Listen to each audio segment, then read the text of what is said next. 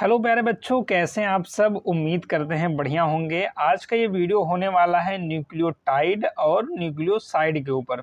अगर आप 10वीं या 12वीं के स्टूडेंट हैं तो आपके लिए बहुत इंपॉर्टेंट है, क्योंकि आपके आनुवंशिकी चैप्टर से कई सारे सवाल पूछे जाने हैं, जिसमें से आपको डीएनए वगैरह पढ़ना है और उन सबको समझने के लिए आपको न्यूक्लियोटाइड और न्यूक्लियोसाइड आना बहुत ज़रूरी है। इसमें बच्चे बहुत ज़्यादा फंसते हैं, लेकिन उम्मीद करता हूँ इस वीडियो को देखने के बाद किसी और वीडियो को देखने की ज़रूरत नहीं पड़ेगी, क्योंकि बिल्कुल आसान भाषा में ट्रिक के माध्यम से आपको समझाने की कोशिश करूंगा। आइए शुरू करते हैं आज की इस वीडियो को। सबसे पहले हम पढ़ेंगे न्यूक्लियोटाइड क्या है, उसके बाद हम पढ़ेंगे न्यूक्लियोसाइड क्या है। सबसे पहले देखते हैं न्यूक्लियोटाइड के बारे में। तो दोस्तों, न्यूक्लियोटाइड जो है ना, वो न्यूक्लिक एसिड के निर्माण खंड है। इसका क्या मतलब है? इसका मतलब ये है मेरे लल्ला कि जो न्यूक्लिक एसिड होता है ना, वो कई सारे जब न्यूक्लियोटाइड जो है मिलते हैं तब किसका निर्माण हो जाता है? न्यूक्लिक एसिड का। लेकिन न्यूक्लिक एसिड का निर्माण तो हो जाता है, लेकिन हमें पता क्या करना है? न्यूक्लियोटाइड। थोड़ा बहुत न्यूक्लिक एसिड के बारे में जान लेते हैं। न्यूक्लिक एसिड जो होता है, जिसे हम डीएनए और आरएनए के नाम से भी जानते हैं। किस नाम से जानते हैं? डीएनए के भी नाम से जानते हैं, आरएनए के नाम से जानते हैं। खैर, ये टॉपिक जो है वो दूसरा टॉपिक है, और हमारा मेन टॉपिक क्या है? हमारा मेन टॉपिक है न्यूक्लियोटाइड। तो हमको ये पता चल गया कि जो न्यूक्लिक एसिड होता है उसका निर्माण जो है कई सारे न्यूक्लियोटाइड से मिलकर होता है, लेकिन हमें तो पता ही नहीं न्यूक्लियोटाइड क्या होता है। तो न्यूक्लियोटाइड जो होता है ना ला, 3 उप इकाई अणुओं से मिलकर बना होता है। कितने? 3 इकाइयों पर उप अणुओं से मिलकर बना होता है। यानी कि जब 3 चीजें मिलेंगी ना, तब जाकर किसका निर्माण होगा? न्यूक्लियोटाइड का निर्माण होगा। और वो 3 चीजें हैं क्या? तो वो 3 चीजें हैं, पहली हमारी हो जाएगी नाइट्रोजनस बेस, दूसरी हमारी हो जाएगी 5 कार्बन चीनी, या जिसे हम किस नाम से जानेंगे? शर्करा के नाम से जानते हैं। और तीसरी हमारी चीज क्या है? एक फॉस्फेट समूह। यानी कि जब ये तीनों चीजें मिल जाएंगी ना, ये तीनों चीजें जब मिल जाएंगी तो किसका निर्माण करेंगी? न्यूक्लियोटाइड का। किसका निर्माण करेंगी? न्यूक्लियोटाइड का। अब ये चीज तो हमें समझ में आ गई कि 3 चीजें मिलती हैं तो किसका निर्माण होता है? न्यूक्लियोटाइड का। लेकिन अभी 3 चीजें जो है ना, ये आखिर हैं क्या? कैसे समझेंगे कि ये 3 चीजें जो हैं वो कैसे मिलती हैं और किस तरीके से अरेंज होने के बाद ये न्यूक्लियोटाइड जो है वो बनता है? ये भी तो जानना जरूरी है ना। तो सबसे पहले जो एक नाइट्रोजनस बेस है ना, इसका फॉर्मूला देखते हैं कि इसका फॉर्मूला क्या होता है। तो इसका फॉर्मूला होता है C5H5 और N5। क्या होता है? इसका फॉर्मूला होता है C5H5 और N5। ये हमारा क्या कहलाता है? Nitrogenous base. और ये किसके लिए? आपका एडेनिन के लिए। अब आप सोच रहे होंगे कि ये एडेनिन क्या है ना? आपके दिमाग में ये सवाल घूम रहा होगा कि भाई एडेनिन कहाँ से आ गया? अभी तक तो ये नाइट्रोजनस बेस ही था, अभी एडेनिन कहाँ से आ गया? तो दोस्तों, जो एडेनिन होता है ना, वो इसी का टाइप है। ये जो आपका नाइट्रोजनस बेस है ना, वो कितने तरीके का होता है? डीएनए में आपका ये 4 तरीके का होता है, और जो आरएनए होता है ना, उसमें भी आपका क्या होता है? ये 4 तरीके का होता है। डीएनए में आपका क्या होता है?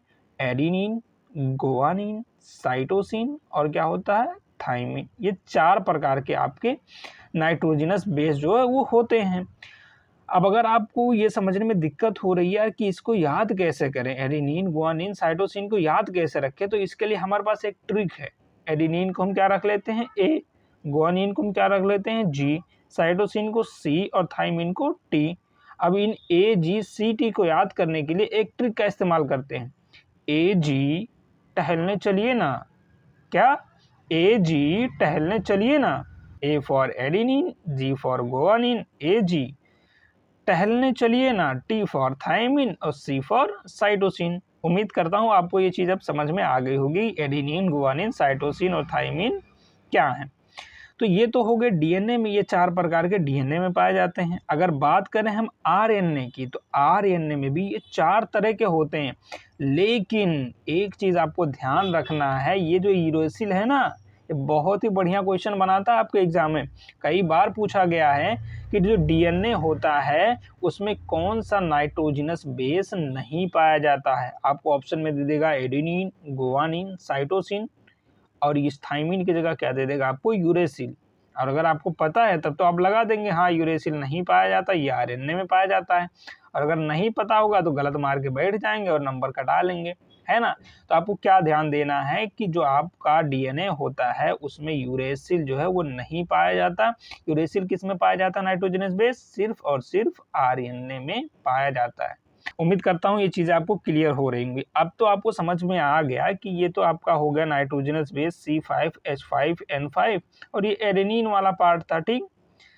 उसके बाद जो है 5 कार्बन चीनी क्या है ना, इसका भी कोई फॉर्मूला होगा तभी ना जुड़ेगा। तो इसका फॉर्मूला होता बच्चा C5H10 और O5, C5H10O5 इसका फॉर्मूला होता है आपका शर्करा का फॉर्मूला, ये हो गया, ठीक है।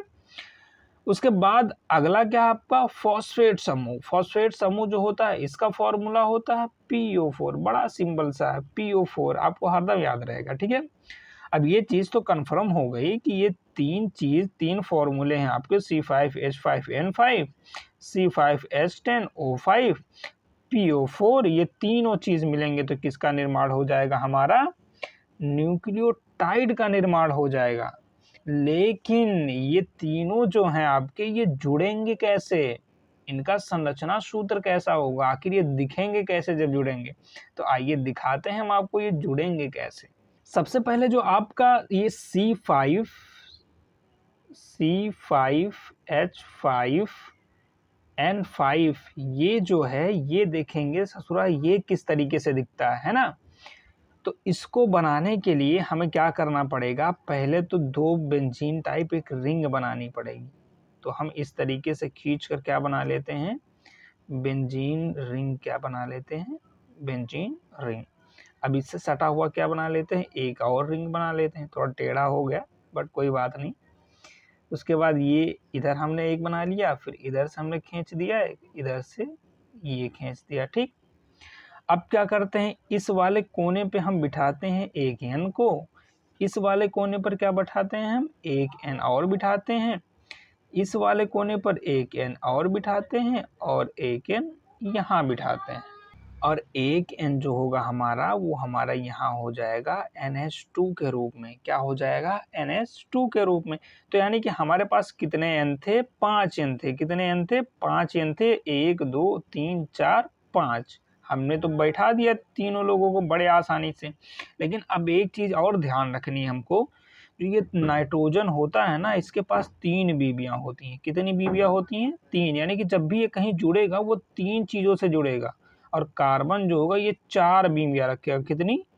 4 बीबियां रखेगा। यानी कि जब भी ये कहीं जुड़ेगा तो किससे जुड़ेगा? 4 चीजों से जुड़ेगा। कितने? 4 चीजों से जुड़ेगा। अब यहाँ नाइट्रोजन आप रखे हुए हैं ना, नाइट्रोजन रखे हो तो ये 3 चीजों से जुड़ेगा, ठीक। अब यहाँ पर क्या है? यहाँ पर तो है तो 2 ही चीजें, ठीक है। यहाँ पर तो 2 ही चीजें हैं ना, तो 2 ही चीजें हैं तो इसको पूरा करने के लिए हम क्या करते हैं? यहाँ पर एक डबल बॉन्ड लगा देते हैं। क्या कर देते हैं? एक डबल बॉन्ड लगा दे। अब जैसे ही हमने डबल बॉन्ड लगाया तुरंत क्या हुआ? इसकी वैलेंसी पूरी हो गई। इसके बाद जो है यहाँ पर क्या है? कार्बन है। ये जो कोने पे जिस पे N नहीं है ना उसकी जगह पर क्या बैठा हुआ? हमारा कार्बन बैठा हुआ, जो कि हम लिखे हुए नहीं है, वो होता है वहां पे। अब यहाँ पर क्या है? कार्बन है तो 1 2 3 ही है, तो यहाँ पर क्या करते हैं? हम एक बॉन्ड खींच देते हैं, ठीक। ये इसका भी पूरा हो जाएगा इससे। अब यहाँ पर जो कार्बन है उसके पास तो 3 ही है, अब इसको 4 चाहिए। 4 बीबियां रखता है कार्बन, तो इसको संतुलित करने के लिए हम यहाँ पर एक H लिख देते हैं, ठीक है। और इस बीच वाली लाइन को संतुलित करने के लिए एक डबल बॉन्ड हम यहाँ और खींच देते हैं, ठीक। और इस एरिया को संतुलित करने के लिए हम एक डबल बॉन्ड खींच देते हैं, और इस कार्बन को संतुलित करने के लिए हम क्या करते हैं? एक H यहाँ पर जोड़ देते हैं, ठीक है। अब यहाँ पर मामला फंसता है। यहाँ पर क्या है? यहाँ पर 2 ही जुड़े हैं और एक क्या है? खाली है। क्या है? एक खाली है अभी, यानी कि यहाँ पर कोई चीज आकर जुड़ेगा। और क्या जुड़ेगा?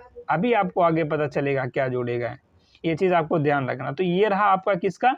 नाइट्रोजनस जो बेस है ना, ये उसका स्ट्रक्चर आपका रहा, ठीक है।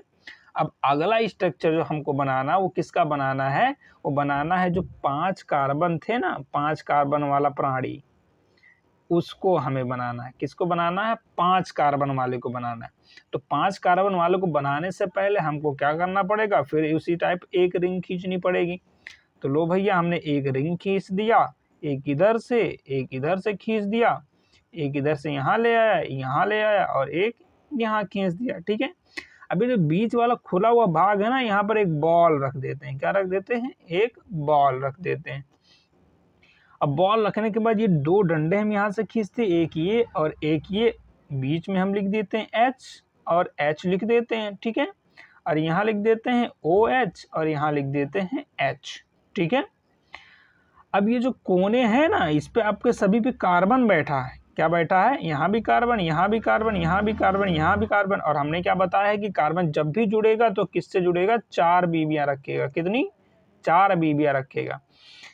तो आप यहाँ देख लीजिए, 2 इधर, एक इधर, एक इधर, एक इधर या एक इधर, यानी कि चारों बीबियां इसकी मिल चुकी हैं। यानी कि अब ये कहीं जाएगा नहीं, ये चारों बीबियां पाकर बहुत ज्यादा खुश हो गया। ठीक है, अब मामला देखें यहाँ पर 1 2। अब यहाँ पर हम एक हाइड्रोजन अगर लिख दें, क्या कर दें? एक हाइड्रोजन लिख दें, तो यहाँ पर एक जगह खाली है। क्या है? खाली है। और ये जो मैं आपको बता रहा हूँ ना, ये जगह खाली है, अभी इसका बड़ा इंपॉर्टेंट रोल प्ले होगा। तो इसको खाली जगहों को ध्यान रखिएगा अपने दिमाग में। अब यहाँ पर हम क्या करते हैं, एक जो होता है कार्बन बाहर होता है। क्या होता है? कार्बन जो होता है वो आपका बाहर होता है। अब कार्बन बाहर हो जाता है इसका, तो यहाँ पर 2 ये हो गया और ये 3 यहाँ पर, यानी कि यहाँ पर भी एक अभी आपका खाली रहने वाला है। क्या रहने वाला है? खाली रहने वाला है।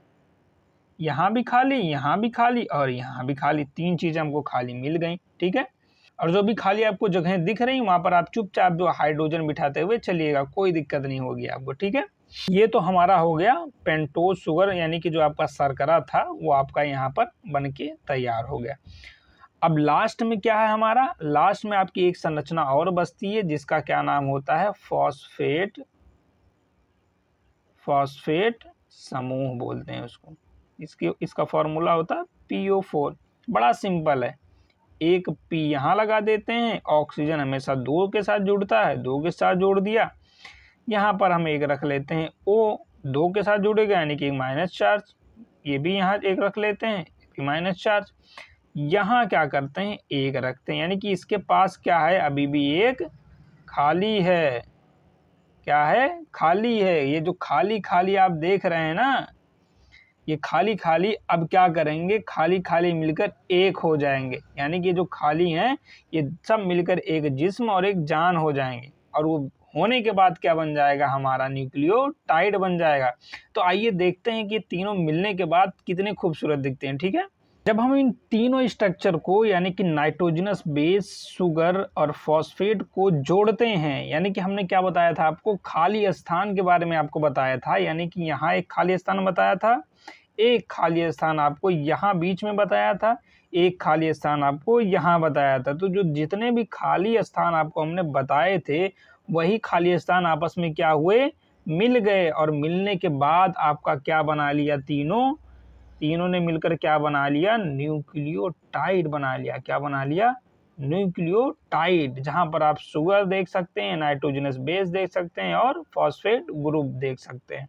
उम्मीद करता हूं कि आपको जो ये स्ट्रक्चर सामने दिख रहा है ये अच्छे तरीके से समझ में आया होगा। अब बढ़ते हैं अगले टॉपिक पर, जिसका नाम है न्यूक्लियोसाइड।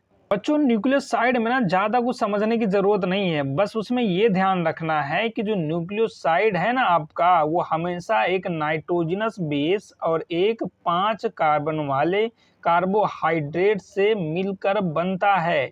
यानी कि आपको जो न्यूक्लियोटाइड में हमने बताया था ना, एक नाइट्रोजनस बेस होगा और एक आपका क्या होगा? फॉस्फेट ग्रुप होगा, और दूसरा आपका क्या होगा? आपका शुगर होगा। क्या होगा?